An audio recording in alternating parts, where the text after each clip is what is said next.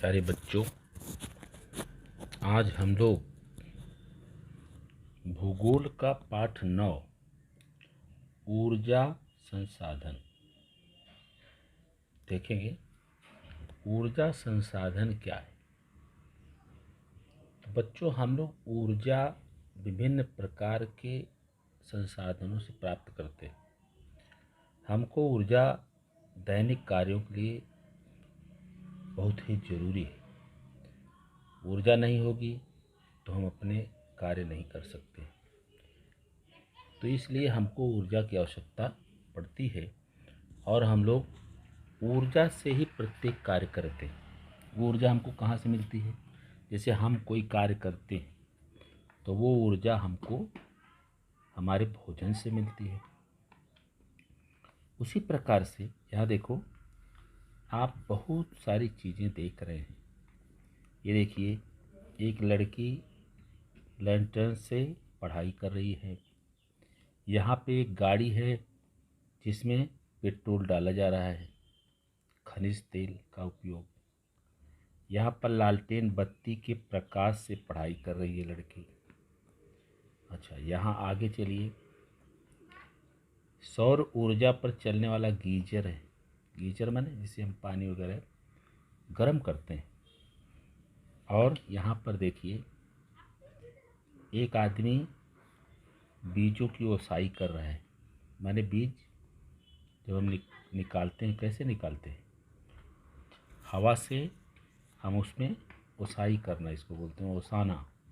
और उसमें से खरपतवार अपत्रित जो हल्के होते हैं हवा के द्वारा निकल जाते हैं और बीज हमारा अलग हो जाता है। यहाँ पर देखिए, यहाँ पर गैस है। प्राकृतिक गैस का ईंधन के रूप में उपयोग।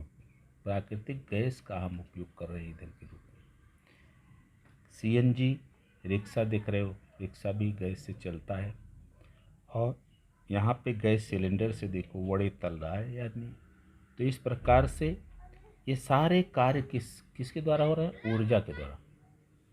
अगर ऊर्जा नहीं है तो हम दैनिक कार्य करने में असमर्थ हो जाएंगे, हमारा काम नहीं हो पाएगा। इसलिए हमको ऊर्जा की आवश्यकता पड़ती है। जैसे प्राकृतिक गैस से हमको ऊर्जा मिलती है। यहाँ पर देखो, पवन ऊर्जा है, पवन से हम अपना काम कर रहे हैं। यहाँ पर देखिए, सौर ऊर्जा है, सौर सूर्य की ऊष्मा से हम अपना काम कर रहे हैं। और यहाँ पे जो है खनिज तेल है का उपयोग कर रहे हैं। यहाँ पे ये हम लालटेन जला रहे हैं, माने इसमें केरोसिन ऑयल है। और केरोसिन ऑयल क्या है? रासायनिक पदार्थ है जो कि जलता है, जल करके हमको प्रकाश देता है। प्रकाशीय ऊर्जा में हम पढ़ते हैं।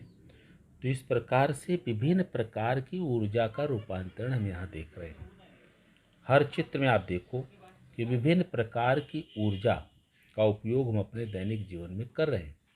तो ये दैनिक जीवन में हमको ऊर्जा की अत्यंत आवश्यकता होती है। अगर ऊर्जा नहीं है तो हमारा कोई काम नहीं हो सकता है। इस लिहाज से हमको जहाँ जहाँ से ऊर्जा मिलती है वो ऊर्जा संसाधन कहे जाते हैं। जो प्रकृति में हमको विभिन्न साधनों के द्वारा ऊर्जा हमको प्राप्त होती है, ऐसे संसाधनों को ऊर्जा का संसाधन कहते हैं। जैसे यहाँ पे घासलेट कैसे प्राप्त हुआ? खनिज तेल से। यहाँ पर भी खनिज तेल से पेट्रोल, डीजल। ये सौर ऊर्जा सूर्य से हमको मिलती है। तो इस प्रकार से यहाँ पर पवन ऊर्जा है जो पवन से हमको मिल रही है, पवन से हम उसा रहे हैं, अलग कर रहे हैं। यहाँ पर प्राकृतिक गैस है जिससे हम अपना काम कर रहे हैं। तो विभिन्न प्रकार की ऊर्जा का हम उपयोग करके अपना काम करते हैं। और इस प्रकार की ऊर्जा अगर न हो तो हमारे जीवन में बहुत बड़ी कठिनाई होगी। अब हम ये देखेंगे कि इसमें ऊर्जा कितने तरह की है। यहाँ देखिए, ये लालटेन से पढ़ाई कर रही, तो ये ऊर्जा कैसी है? ये हमको कहाँ से मिला संसाधन? इसमें जो संसाधन केरोसिन है वो खनिज तेल है, हमको ज़मीन के अंदर से मिला। इसमें जो संसाधन है वो भी खनिज तेल है, पेट्रोल, डीजल। लेकिन ये जो संसाधन है सूर्य से मिलता है, ये सूर्य का ऊर्जा हमको नित्य प्रति जीवन भर मिलती रहेगी। लेकिन ये संसाधन का उपयोग हम डायरेक्ट कर रहे हैं सूर्य से, तो ये संसाधन जो है हमारे लिए मुफ्त है। सूर्य के प्रकाश का कोई पैसा नहीं लगता है, हमको फ्री में मिलता है और सबको मिलता है, हर जगह मिलता है। लेकिन सूर्य के प्रकाश से हमको प्रचंड ऊर्जा मिलती है।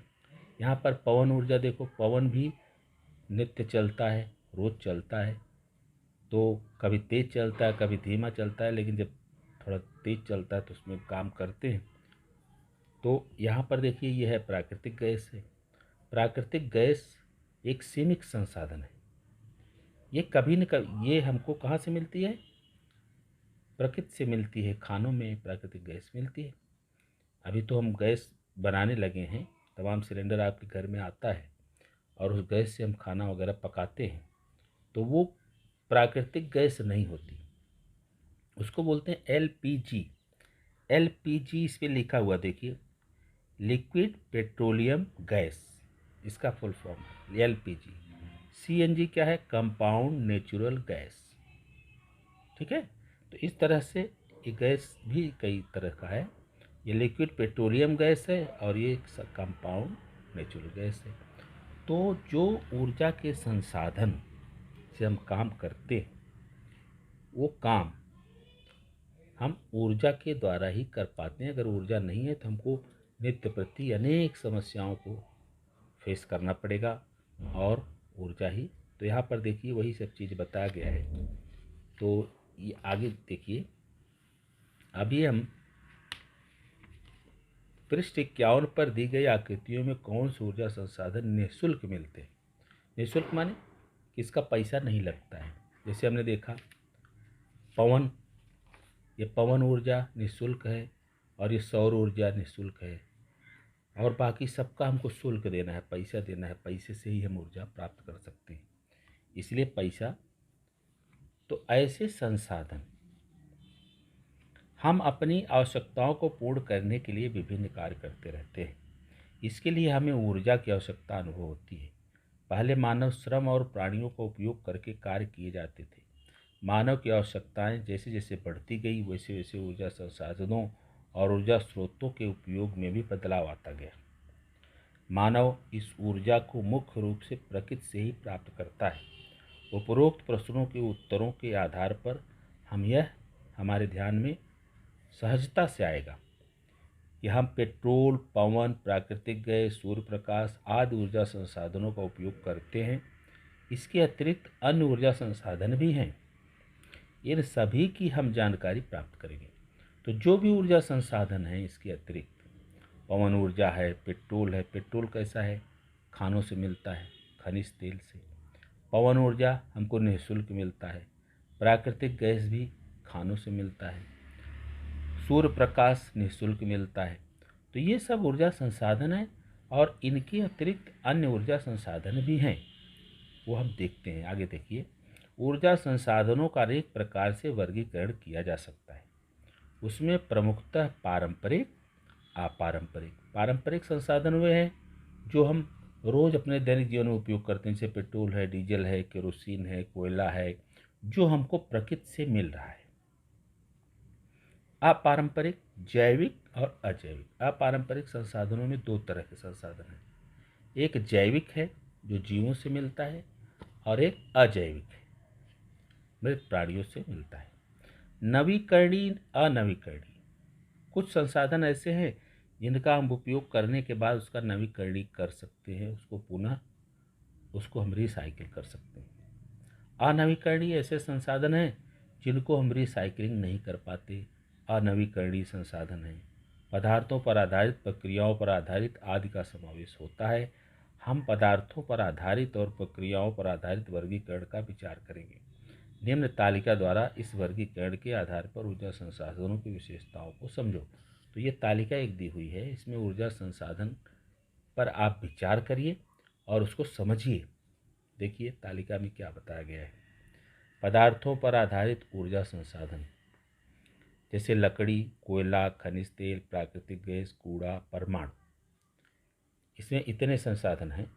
लकड़ी हम जलाते हैं, तुमको गर्मी, कोयला जलाते हैं, खनिज तेल जलाते हैं, या पेट्रोल डीजल हम गाड़ियों में उपयोग करते हैं। प्राकृतिक गैस का उपयोग करते हैं खाना बनाने के लिए, गाड़ियों में भी करते हैं। कूड़ा, कूड़े से जो बायोगैस मिलती है। परमाणु ऊर्जा जो है ये बहुत महंगी चीज़ है, कुछ देशों में ही इसका उपयोग किया जाता है। अच्छा, पदार्थ अस्थायी रूप में नहीं रहते। ये पदार्थ अस्थायी रूप में नहीं रहते। पदार्थ का एक बार उपयोग करने पर वह समाप्त हो जाता है, खत्म हो जाता है। लकड़ी जला दिया, खत्म। कोयला जला दिया, खत्म। खनिज तेल उपयोग कर लिया, वो भी खत्म। प्राकृतिक गैस का उपयोग कर लिया, वो भी खत्म।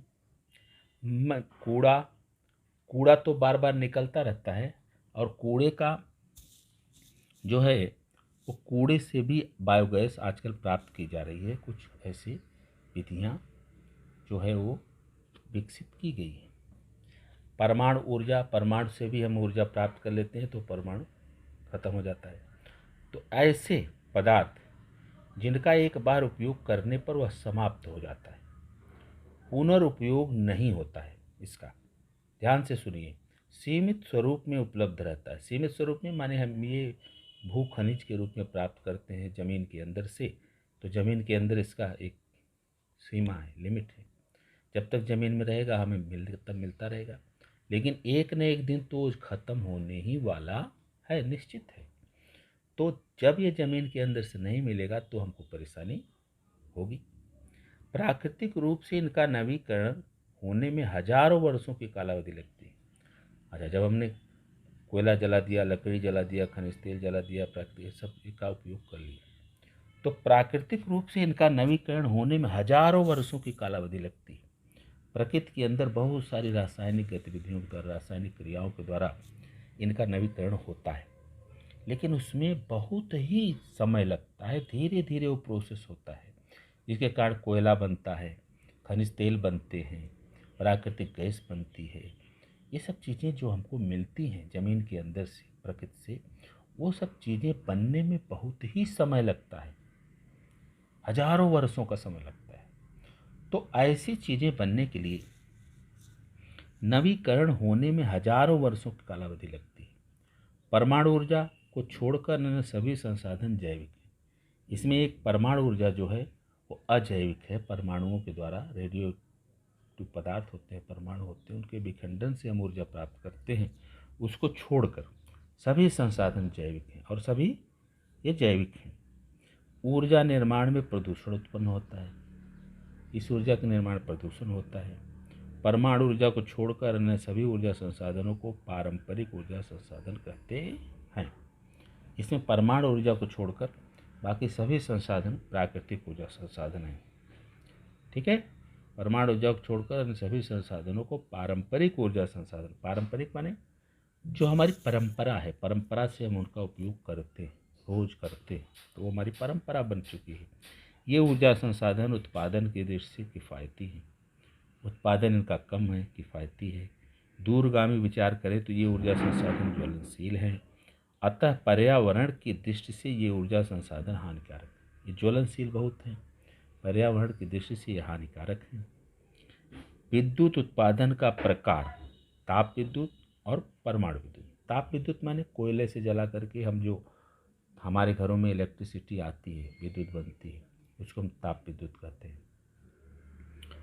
और परमाणु विद्युत वो है परमाणु के विखंडन से, परमाणुविक पदार्थ के विखंडन से जो विद्युत बनती है, उसको हम परमाणुविक विद्युत कहते हैं। तो इस प्रकार से ये ऊर्जा आपने देखा। दूसरा, प्रक्रियाओं पर आधारित संसाधन। प्रक्रियाओं पर आधारित संसाधन देखिए, जैसे सूर्य, पवन, हवा, जल, ज्वार-भाटा और भूगर्भीय उष्णता। सूर्य मुफ्त में ऊर्जा हमको देता है, पवन से भी मुफ्त में मिलता है, हवा से, जल भी मुफ्त में ही हमको मिलता है। ज्वार-भाटा जो समुद्र में आता है वो रोज़ आता है, और उसका कभी बड़ा रहता है, कभी छोटा रहता है। उसके ज्वार-भाटे की लहरों से भी हम विद्युत का निर्माण कर सकते हैं, ऐसा नई टेक्निक से खोजा गया है। भूगर्भीय उष्णता, भूगर्भीय माने पृथ्वी के अंदर का तापमान बहुत ज़्यादा है, उसकी उष्णता के कारण जो हमको मिलती है ऊर्जा, वो भी हम ऐसा समझ सकते हैं, निरंतर उपलब्ध रहते हैं। ये साधन निरंतर मिलते हैं, पुनर्उपयोग किया जा सकता है, विपुल स्वरूप में उपलब्ध रहता है, अधिक मात्रा में मिलता है, प्राकृतिक रूप से सहज उपलब्ध हो जाते हैं, प्रक्रियाएं प्राकृतिक हैं, स्वच्छ एवं प्रदूषण रहित ऊर्जा संसाधन है, स्वच्छ है, प्रदूषण रहित है। ये सभी अपारंपरिक ऊर्जा संसाधन। अपारंपरिक माने ये हम इसका जुगाड़ करके हम उसका उपयोग कर सकते हैं। आजकल इसका बताते हैं, अभी आगे और आएगा। इन ऊर्जा संसाधनों को उपयोग में लाने के लिए जिस तकनीक की आवश्यकता होती है उसे विकसित करना खर्चीला होता है। देखो यहाँ बताया है। तो इन संसाधनों जैसे सौर ऊर्जा का, पवन ऊर्जा का, ज्वार भाटा का उपयोग करना की जो तकनीक है, जो जिस तकनीक के इसके द्वारा हम इसका उपयोग करते हैं वो तकनीक विकसित करना खर्चीला है। समझ रहे हैं? दूरगामी विचार करें तो ये ऊर्जा संसाधन पर्यावरण के लिए पूरक है, पर्यावरण के लिए कोई नुकसान नहीं है, पूरक है। विद्युत उत्पादन का प्रकार ताप विद्युत, गतिज ऊर्जा। ठीक है, तो इस प्रकार से ये ऊर्जा जो है ये ऊर्जा जो है आधा ये इन प्रक्रियाओं पर ये ऊर्जा भंडार जो है ये पुनरुत्पादन माने इसका हम पुनर्उपयोग कर सकते हैं। ठीक है, अभी देखेंगे यहाँ पर। आप देखिए ये दूसरा पेज, ये चित्र देखिए। यहाँ पर देखिए ये अवन से एक आदमी ओवन से बना हुआ पदार्थ बाहर निकालते हुए, चूल्हे पर भोजन पकाते हुए रसोइयाँ, और ये देखिए गैस चूल्हे पर पका रहा है, यहाँ लकड़ी से पका रहा है, यहाँ पर भुट्टा भून रहा है। समझ रहे? तो इस प्रकार से ये देखो कोयले से भून रहा है। यहाँ पर देखिए एक औरत जो है स्टोव पर खाना बना रही है। तो सबके लिए उपयोग ऊर्जा जो है अलग अलग है।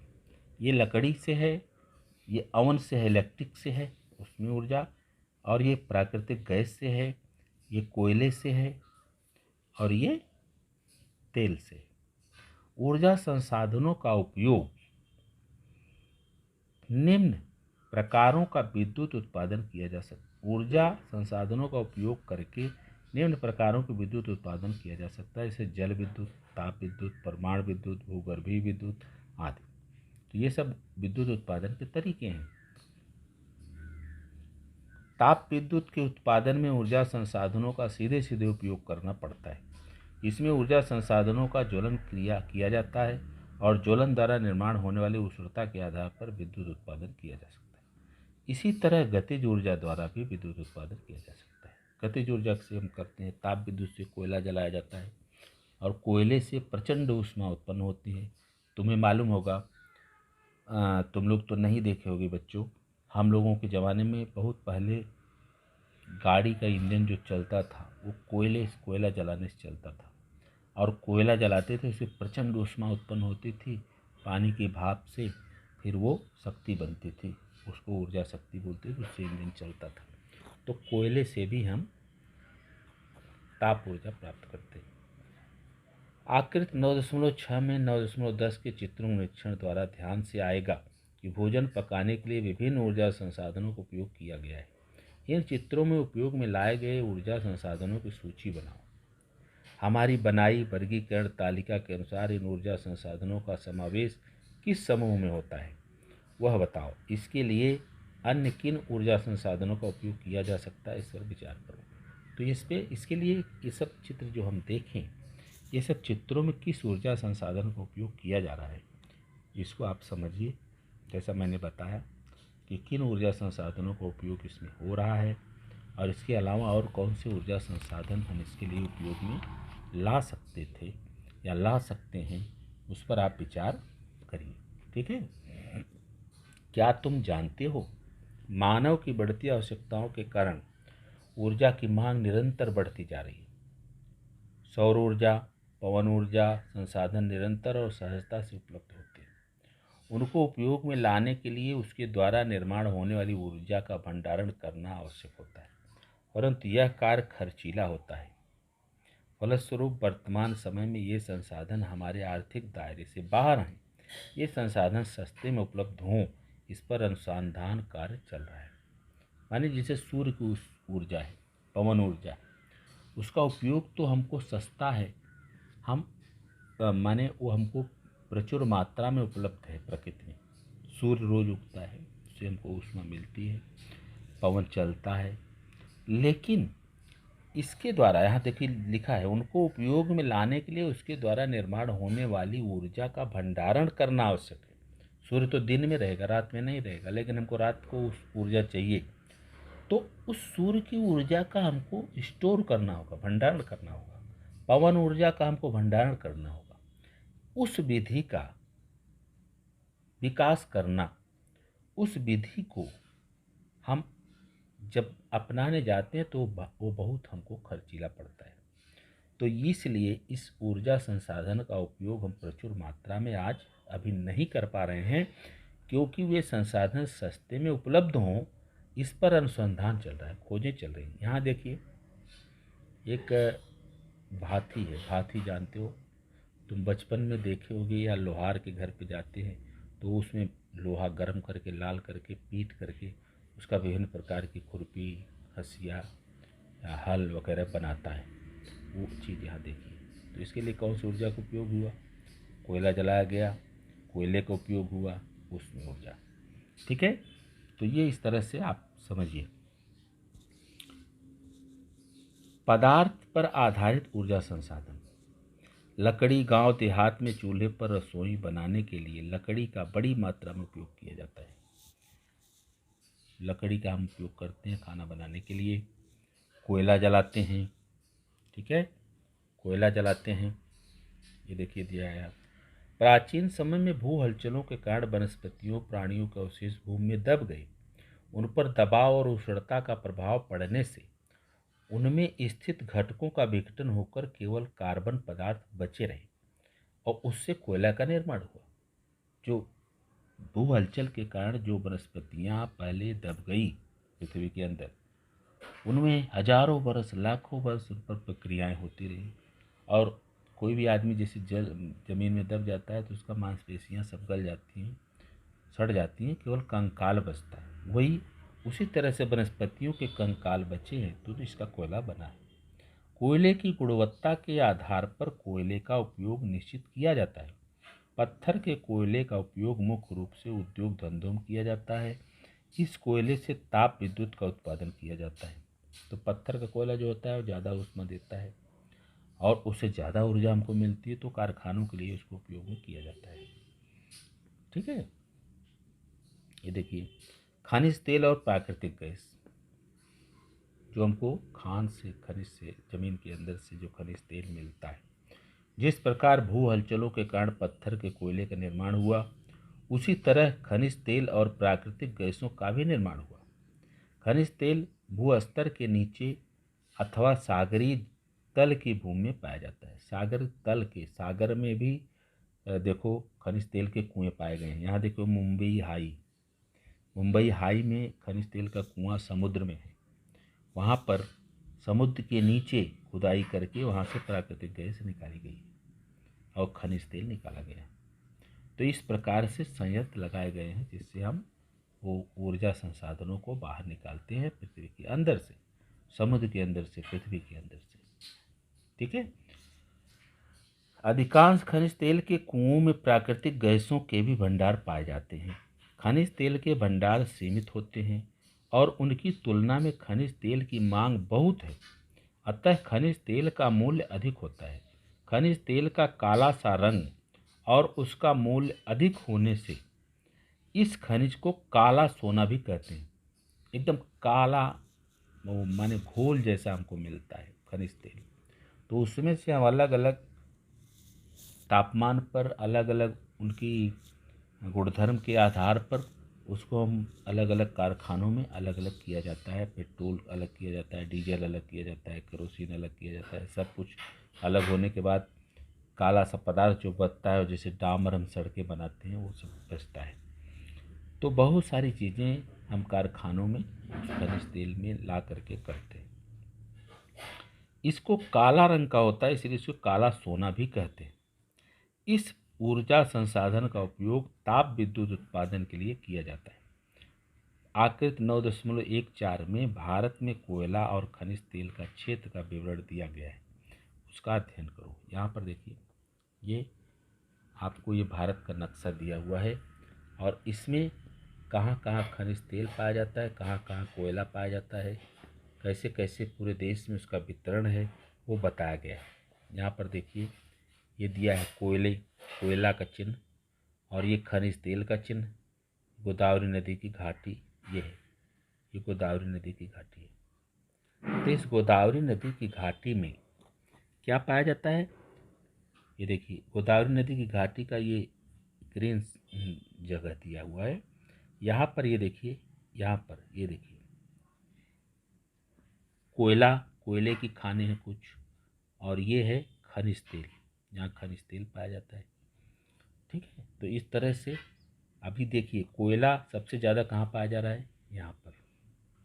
ये इतना स्थान है झारखंड, बिहार झारखंड, यहाँ पर कोयले की खाने ज़्यादा है। यहाँ देखिए ये मुंबई हाई, यहाँ पर खनिज तेल है जो अभी हमने आपको ये दिखाया। ये कारखाना यहीं पे है मुंबई हाई में। अंकलेश्वर है, लुनज है, कलोल है, ये सब देखिए ये सब क्या बनाए गए हैं, ये खनिज तेल है। खनिज तेल के यहाँ कारखाने हैं, यहाँ ज़्यादा पाया जाता है। यहाँ से यहाँ तक देखो, ये इतना भाग खनिज तेल का दिखाया गया है, आप ध्यान से देखो। ठीक है, महाराष्ट्र का ये तटीय भाग है और समुद्र के अंदर है। ठीक है, तो इस तरह से कोयला अधिकतर यहाँ है, देखो बिहार झारखंड में। यहाँ थोड़ा थोड़ा और भी बिखरा है, यहाँ भी देखिए पालन में है। और इधर जाएंगे तो यहाँ पर देखिए अरुणाचल प्रदेश, असम, मेघालय, नागालैंड, मणिपुर, मिजोरम, ये राज्य हैं पूर्वोत्तर राज्य। तो यहाँ पर भी देखिए ये खनिज तेल के भंडार हैं, खनिज तेल के भंडार दिखाए गए। तो इस प्रकार से हमारे देश में इन सौर ऊर्जा के संसाधनों का वितरण बताया गया है, आप इसको समझ सकते हैं। ठीक है, आगे देखिए भारत में कोयला वाले क्षेत्र कौन कौन से। कोयला वाला क्षेत्र जैसे मैंने बताया अभी, यह है झारखंड बिहार का, ज़्यादा कोयला पाया जाता है वहाँ।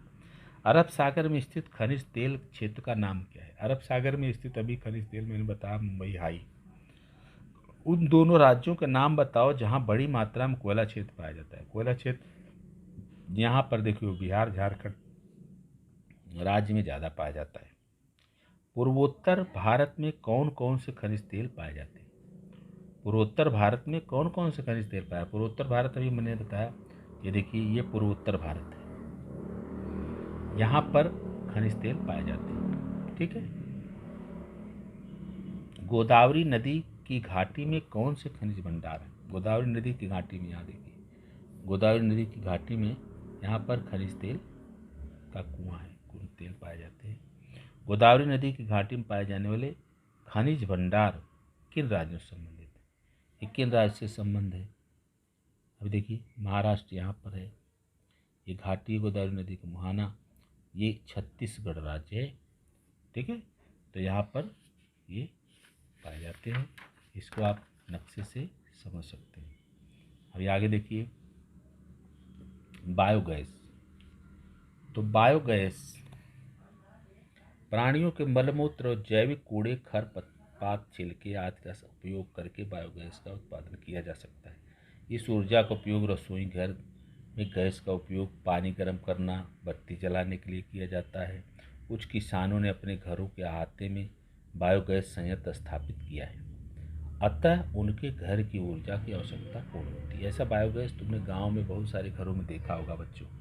तो ये बायोगैस में प्राणियों का, पशुओं का मल मूत्र वगैरह डालते हैं, तो इससे अपार ऊर्जा निकलती है, गर्मी निकलती है। उससे हम किचन का काम, रसोई का काम करते हैं, कभी कभी दिया बत्ती भी जलाते हैं, और प्रकाश, घर का प्रकाश वगैरह इसी से हम करते हैं।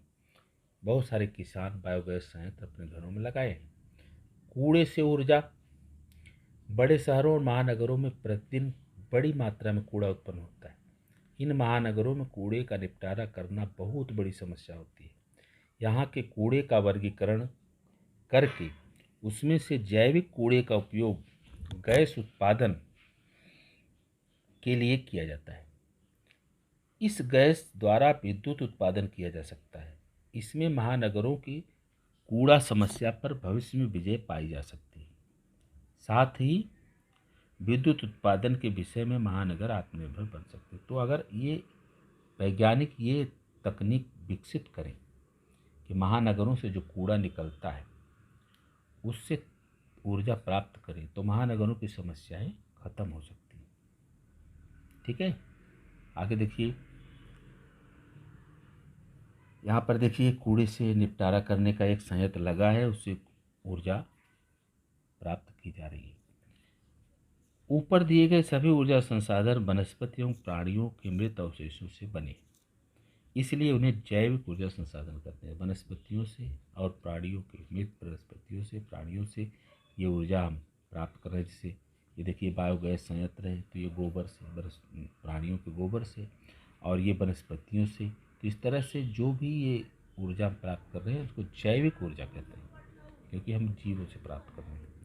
अभी देखिए परमाणु ऊर्जा, यूरेनियम थोरियम जैसे परमाणुओं के विखंडन द्वारा ऊर्जा का उत्पादन किया जा सकता है। इसके लिए बहुत अल्प मात्रा में खनिजों का उपयोग करके विपुल मात्रा में ऊर्जा प्राप्त होती है।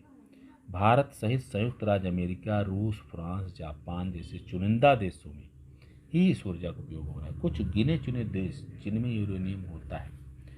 यूरेनियम बहुत महंगा चीज़ है बच्चों, यह बहुत ही महंगा मिलता है और कुछ ही देशों में पाया जाता है, बहुत कम मात्रा में पाया जाता है। इसका प्रचुर मात्रा में अभी प्राप्ति नहीं हो पाई है। तो जो देश इसका उपयोग कर रहे हैं उन देशों में भारत भी है, संयुक्त राज्य अमेरिका है, रूस, फ्रांस, जापान।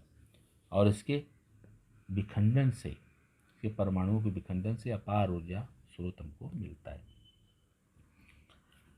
प्रक्रियाओं पर आधारित ऊर्जा संसाधन और जल ऊर्जा प्रक्रिया, बहते पानी की गतिज ऊर्जा से प्राप्त की जाने वाली ऊर्जा को जल ऊर्जा कहते हैं। यह ऊर्जा का उपयोग करके जल विद्युत का उत्पादन किया जाता है।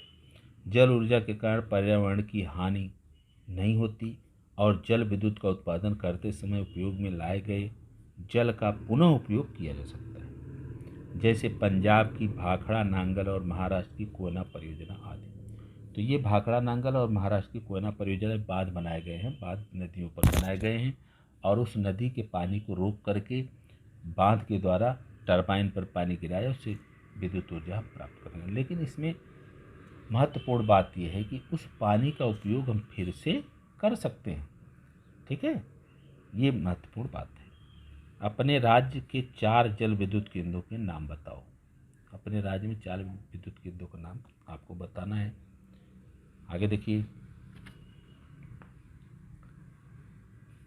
क्या तुम जानते हो आधुनिक तकनीक की सहायता से अब विद्युत उत्पादन केंद्र से लगभग 800 किलोमीटर की दूरी तक बिजली का वहन किसी भी प्रकार के रिसाव के बिना किया जा सकता है। उससे आगे बिजली के रिसाव हो जाता है। 800 किलोमीटर तक जहाँ विद्युत केंद्र बनाया जाता है बिना रिसाव के विद्युत सप्लाई होती है। एक रिसाव माने विद्युत का अपव्यय नहीं होता। जैसे हम घरों में बच्चों प्लग है या कुछ बटन होल्स खुले रहते हैं तो उससे विद्युत का कुछ बिखराव होता है, रिसाव होता है। हमको उनको बंद करके रखना चाहिए, जिससे विद्युत का अपव्यय नहीं होता है। जो सामान, जो चीज़ हम उपयोग नहीं करते हैं वो बटन ऑफ होना चाहिए, उससे विद्युत का रिसाव नहीं होगा। तो वही बात इसमें बताई गई थी, विद्युत माने विद्युत का रिसाव 800 किलोमीटर तक बिना विद्युत का अपव्यय हुए डायरेक्ट विद्युत सप्लाई की जा सकती है। 1 किलो यूरेनियम के मिलने वाली बिजली 10,000 टन कोयला जलाकर मिलने वाली बिजली के बराबर होती है। 1 किलो यूरेनियम के विखंडन से जितनी बिजली हमको प्राप्त होती है 10,000 टन कोयला, माने 1,000 टन में 1 टन होता है, 1,000 किलो में 1 टन होता है। तो ऐसे 10,000 टन कोयला जलाएंगे तो उतनी ऊर्जा मिलती है हमको जितना कि 1 किलो यूरेनियम के परमाणु के विखंडन से मिलती है। तो ये हमको बहुत महंगा पड़ता है कोयले वाली पवन ऊर्जा। मानव इस संसाधन का उपयोग सैकड़ों वर्षों से करता आ रहा है, जैसे पाल पर चलने वाली जलपोत, परंतु पवन शक्ति का उपयोग विद्युत उत्पादन के लिए करना अभी भी प्रारंभ हुआ है। पवन ऊर्जा के उत्पादन के लिए पवन की गति प्रति घंटा 40 से 50 किलोमीटर होना आवश्यक है। हवा की गति से पवन चक्की के पत्ते घूमने लगते हैं और गतिज ऊर्जा का निर्माण होता है। इस गतिज ऊर्जा का रूपांतरण विद्युत ऊर्जा में किया जाता है। तो पवन का तेज होना जरूरी है। धीमे पवन जो कि पता नहीं चलता है हमको, ऐसे पवन से हम ये काम नहीं कर पाते। ये मुख्य बात है। देखिए पवन चक्की है, पवन पंखे लगे हुए, हवा घूमते हैं और जिससे कारण इसमें लगे हुए संयंत्र से विद्युत का निर्माण किया जाता है। इस ऊर्जा का उपयोग खेती, घरेलू उपयोग और उद्योगों के लिए किया जा सकता है। महाराष्ट्र, कर्नाटक, तमिलनाडु आदि राज्यों में अनेक स्थानों पर पवन ऊर्जा केंद्र हैं। सौर ऊर्जा। सूर्य से हमें प्रकाश और ऊष्मा प्राप्त होती है। सौर ऊर्जा की प्रखरता पृथ्वी पर उष्णकटिबंधों में सबसे अधिक होती है, यह हमने सीखा है। उष्णकटिबंध में सबसे अधिक सूर्य की प्रखरता होती है, वहाँ सदाबहार बर्फ पाए जाते हैं, यह हमने सीखा है। भारत जैसे उष्णकटिबंधीय देश में इस ऊर्जा का उपयोग करने के लिए भरपूर अवसर है। जैसे महाराष्ट्र के धुले जिले में साक्री स्थित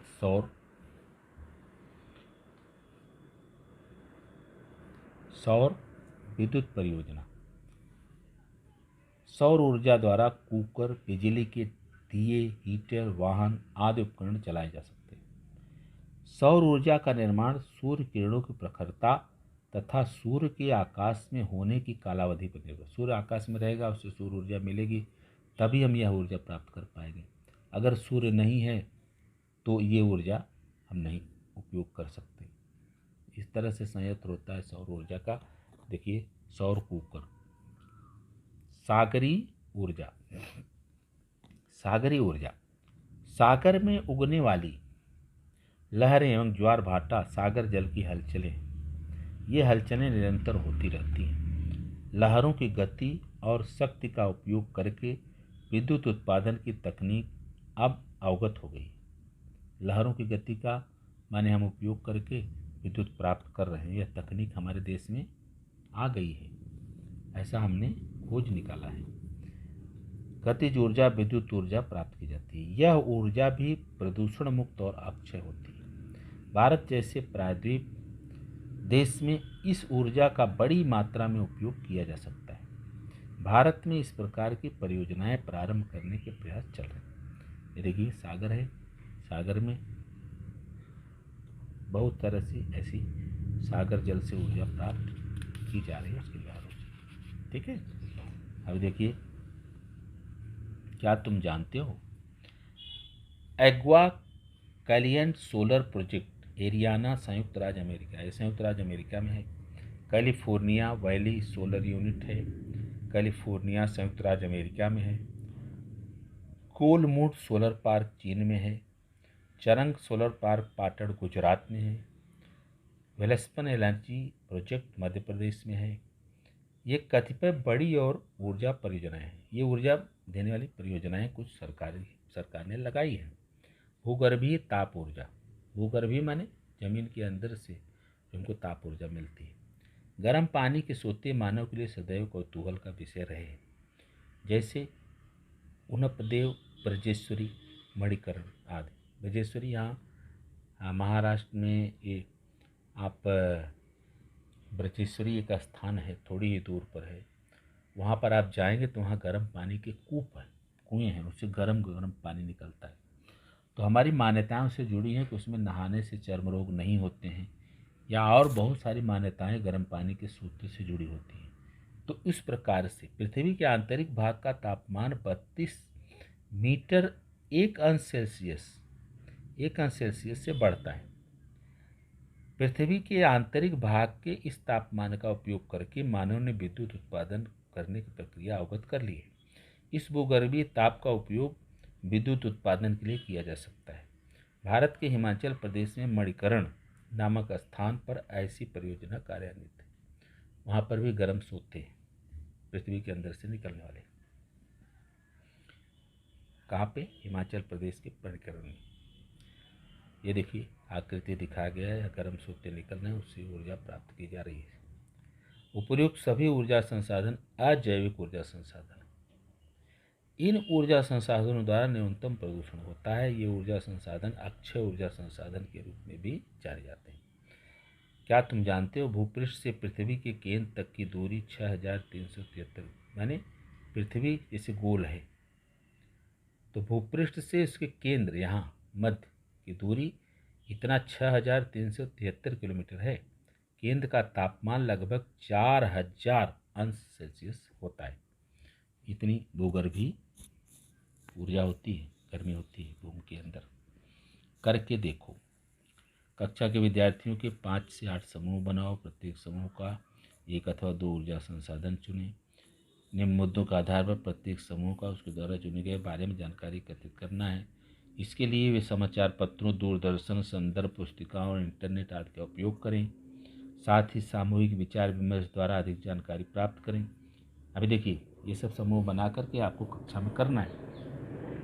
ऊर्जा संसाधनों के नाम लिखना है, जैसे सौर ऊर्जा, पवन ऊर्जा, जल ऊर्जा, ये सब ऊर्जा संसाधनों का उपयोग लिखना, उनका उपयोग, ऊर्जा संसाधन के निर्माण का अनुमानित मूल्य लिखना है, कितने में अनुमानित, ऊर्जा संसाधन के उपयोग से लाभ हानि लिखना है, उस ऊर्जा संसाधन के उपयोग से क्या लाभ होगा, क्या हानि होगी, ऊर्जा विषय की सांख्यिकी, वितरण जानकारी कतरनी इत्यादि, ये सब बनाना है आपको। ऊर्जा संसाधन की पर्यावरण पूरकता, पर्यावरण के लिए ऊर्जा संसाधन पूरक है कि नुकसानदायक है। उपरोक्त ऊर्जा संसाधनों का स्थान पर पर्यायी ऊर्जा संसाधन ऊपरी जानकारी का एकत्रीकरण दूसरे दिन कक्षा में प्रस्तुत करें। सभी समूहों द्वारा की गई प्रस्तुतियों में से उपयुक्त पर्यावरण पूरक ऊर्जा संसाधनों का चयन करें। ऊपरी संसाधनों का उपयोग अत्यंत सावधानी और सतर्कता से करना चाहिए। बढ़ती जनसंख्या, शहरीकरण, औद्योगिकरण, मानव की बढ़ती आवश्यकताएं आदि के कारण ऊर्जा की मांग निरंतर बढ़ती जा रही है। इसके लिए वैकल्पिक और अपारंपरिक ऊर्जा संसाधनों का उपयोग करना आवश्यक है। माने जो पारंपरिक साधन हम उपयोग कर रहे हैं वो एक दिन खत्म होने वाले हैं, तो इसके लिए हमको एक कुछ विकल्प तलाश के रखना चाहिए। जैसे सौर ऊर्जा है, पवन ऊर्जा है, सागरीय ऊर्जा है, भूगर्भीय ऊर्जा है, ये सब ऊर्जा है। साथ ही बिजली का उपयोग विवेकपूर्ण पद्धति से करना भी आवश्यक होता है। इसके लिए हमें बिजली के अनावश्यक उपयोग से बचना चाहिए। यह करना हम सबके लिए सहज संभव है, हम कर सकते हैं। हमको जरा सा छोटी छोटी बातों पर ध्यान देते रहना चाहिए ताकि ऊर्जा का अपव्यय न हो हमारे द्वारा। तुम क्या करोगे? परिवार में सबकी सहमति से यह निर्णय हुआ कि सप्ताह में पूर्ण 1 दिन की बिजली का उपयोग नहीं करना है। अब निर्माण होने वाली परिस्थिति की समस्या करने के लिए तुम क्या तैयारी करोगे? 1 दिन बिजली का उपयोग नहीं करना है, बल्ब नहीं जलाना है, पंखे नहीं चलाना है, एसी नहीं चलाना है, तमाम चीज़ें बिजली की जो चलती हैं उसका उपयोग नहीं करना है। तो किन किन समस्याओं का सामना हमको करना पड़ सकता है दिन भर, वो सब समस्याएं, इस पर विचार करना है आपको। अभी देखिए थोड़ा सा ये इस पाठ को पढ़ने से आपको क्या जानकारी हुई।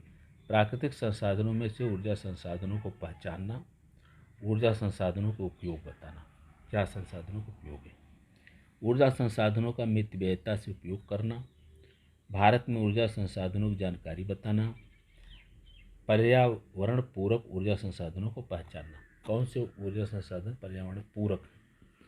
अभी थोड़ा सा हम प्रश्न देख लें। यहाँ पर देखिए, निम्नलिखित कार्य के लिए किन संसाधन का उपयोग करोगे? रोहन को पतंग उड़ानी है। पतंग उड़ानी है तो रोहन क्या करेगा? पवन, हवा में पतंग उड़ाएगा और उसमें पवन ऊर्जा संसाधन का उपयोग करेगा। आदिवासी बस्ती के लोगों को की ठंड से रक्षा करनी है। आदिवासी की बस्ती गरीब लोग हैं, उनकी ठंड से रक्षा करनी है, तो हम वहाँ अलाव जलाएंगे, कोयला जलाएंगे, लकड़ी जलाएंगे। तो किस संसाधन का उपयोग करेंगे? कोयला जैसे है, लकड़ी है, उसमें ऊर्जा। रसोई के वे उपकरण जिनका उपयोग सैर पर जाते समय सहजता से किया जा सके, जैसे सोलर कुकर है, हम ले जाएँ तो धूप में खाना बना सकते हैं, या ऐसे कुछ स्टोव जो मोबाइल हैं जो हम हाथ में लेके जा सकते हैं, तो उसके लिए हमको सौर ऊर्जा का उपयोग करना है या खनिज तेल का उपयोग करना है। सलमा को कपड़े इस्त्री करने हैं। कपड़े इस्त्री करना है तो किससे, कौन सी ऊर्जा का उपयोग करेगा? कपड़े इस्त्री करना माने गर्म करना। पहली बात, या तो इलेक्ट्रिक का उपयोग करना है या तो कोयले का उपयोग करना है, जिससे उसको प्राप्त हो सकती है। रेल का इंजन शुरू करना है। रेल का इंजन शुरू करना है माने स्टार्ट करना है। खनिज ऊर्जा, डीजल या रासायनिक ऊर्जा, अब तो कोयले की ट्रेन नहीं रही तो हम खनिज ऊर्जा का उपयोग करेंगे। स्नान के लिए पानी गर्म करना है तो हम सौर ऊर्जा से वाष्पित से कर सकते हैं, सोलर हीटर से कर सकते हैं, या केरोसिन ऑयल स्टोव से कर सकते हैं, या गैस से भी हम पानी गर्म कर सकते हैं, बायोगैस से। सूर्यास्त के बाद घर में प्रकाश की व्यवस्था करनी है। सूर्यास्त के बाद घर में प्रकाश की व्यवस्था करनी है तो हम कौन सी ऊर्जा का उपयोग करेंगे? विद्युत ऊर्जा का उपयोग करेंगे, या दिया जलाएंगे, उसमें तेल डालेंगे, खनिज तेल डालेंगे। तो इस प्रकार से हम इस प्रकार की ऊर्जा संसाधनों का उपयोग इसमें कर सकते हैं। अभी देखिए, वह है मानव सबसे अधिक किस ऊर्जा संसाधन का उपयोग करता है, इसका क्या कारण होगा? मानव सबसे अधिक परंपरागत ईंधनों का उपयोग करता है, जैसे कोयला है, डीजल है, पेट्रोल है, केरोसिन है, ये सब चीज़ें हम जलाते हैं। मोटर गाड़ियाँ इसी से चलती हैं, रेल का इंजन इसी से चलता है, हवाई जहाज़ पेट्रोल से उड़ता है। तो ये सब ईंधनों का उपयोग हम अधिक कार्य करने के लिए रोज उपयोग करते हैं। सबसे अधिक किस ऊर्जा का संसाधन का उपयोग करता है? परंपरागत संसाधन जो है डीजल, पेट्रोल, खनिज तेल का उपयोग ज़्यादा करते हैं, कोयला वगैरह का। तब कोयले से बिजली बनाई जाती है, जो बिजली हर घर में पहुंचाई जाती है। तो ताप विद्युत का उपयोग करते हैं। जल विद्युत भी होती है लेकिन वो बहुत कम मात्रा में होती है। ऊर्जा संसाधनों की क्या आवश्यकता होती है? ऊर्जा संसाधनों की आवश्यकता क्या है? क्योंकि ऊर्जा संसाधन से हम सभी कार्य करते हैं, हमको ऊर्जा चाहिए, बिना ऊर्जा नहीं कर सकते। इसलिए ऊर्जा संसाधनों की आवश्यकता जो है हमारे जीवन में बढ़ रही है और हम उन ऊर्जा संसाधनों के द्वारा ही कार्य कर सकते हैं। बिना ऊर्जा संसाधन के हम कार्य नहीं कर सकते। ठीक है, तो ऊर्जा संसाधनों की क्या आवश्यकता है हमको कार्य करने के लिए? पर्यावरण एक पूरक ऊर्जा संसाधनों का उपयोग करना क्यों आवश्यक है? क्योंकि पर्यावरण पूरक ऊर्जा संसाधनों का उपयोग करना इसलिए आवश्यक है क्योंकि पर्यावरण भी प्रदूषित न हो, और हम पर्यावरण में रहते हैं तो हमारी भी सुरक्षा हो, हमारे स्वास्थ्य रक्षा हो। तो इस तरह से ऐसे संसाधनों का हम अधिक उपयोग करें ऊर्जा के रूप में कि पर्यावरण का प्रदूषण कम हो। ठीक है, और उन पर्यावरण प्रदूषण को टाल सकें ताकि हमारा जीवन अच्छा बना रहे, स्वस्थ बना रहे।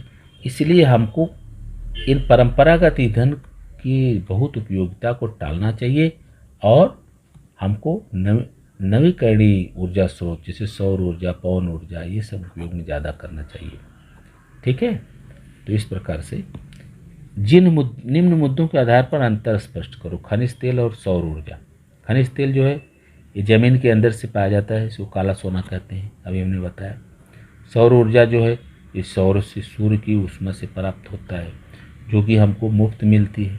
खनिज तेल निकालने के लिए बहुत खर्च करना पड़ता है, फिर उसकी शुद्धिकरण करना पड़ता है, अलग अलग करना पड़ता है। सौर ऊर्जा के लिए भी, सौर ऊर्जा के उपयोग के लिए जो मशीनें जो तकनीक विकसित है वो महंगी पड़ रही है। जल ऊर्जा और भूगर्भीय ऊर्जा। जल ऊर्जा जो है ये हमको जल से नदियों में बांध बना करके मिलती है। भूगर्भीय ऊर्जा हमको ज़मीन के अंदर के तापमान से मिलती है। तो इस प्रकार की इनकी उपलब्धता, पर्यावरण पूरकता।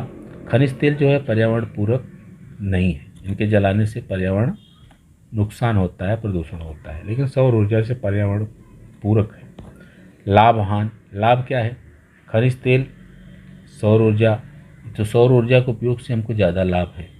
ठीक है, जल ऊर्जा, भूगर्भीय ऊर्जा। तो जल ऊर्जा से ये भी पर्यावरण पूरक है, पर्यावरण में किसी प्रकार का नुकसान नहीं हो, तो इसके जल का उपयोग हम फिर से कर सकते हैं, सिंचाई इत्यादि के लिए तालाब बनाते हैं। भूगर्भीय ऊर्जा का उपयोग भी हम करते हैं लेकिन ये पर्यावरण पूरक नहीं है। ठीक है, तो इस प्रकार से अभी देखिए ब का एक थोड़ा सा यहाँ बुक में आपको कुछ चिन्ह लगाए हैं वो बताते हैं।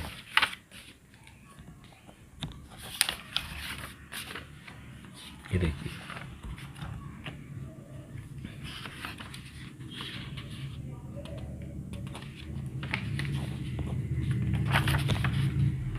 आप इसमें से थोड़ा सा हेल्प ले करके लिख सकते हैं।